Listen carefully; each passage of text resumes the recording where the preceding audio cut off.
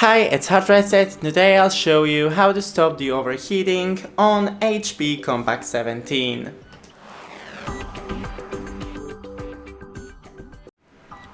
So first, here are the vents. You can't probably see it, but they're above the keys on the keyboard. And make sure that nothing is blocking them. You can even use the compressed air or a soft brush to clean them of dust and everything that gets in their way.